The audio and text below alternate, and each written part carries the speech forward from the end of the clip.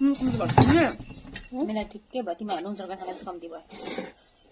नुन ल्याउनु मलाई दामी छ नुन अब खाएपछि हुन्छ अचार ल लाउँदै खा एउटा सहीको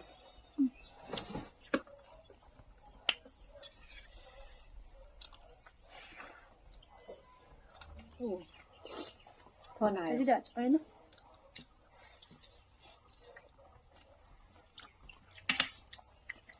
कान्छी भोलि त यति बेला पुग्छ होला उनीहरूको मलाई पनि जानु छ पनि लानु पऱ्यो भन्नुलाई घरमा म एक्लै हुन्छु नि त फेरि यो घर सधैँ छोडेर गयो भने चाहिँ कति दिन बस्नुहुन्छ बस्नु होइन एक दुई हप्ता एक हप्ता चाहिँ बस्नु जानु मन लागेको छ अनुले त्यो घरमा के छ भन्छ त्यसरी मेरो मन बदलेर भयो त भयो काम गर्नु यहाँ बगाउँछु मैले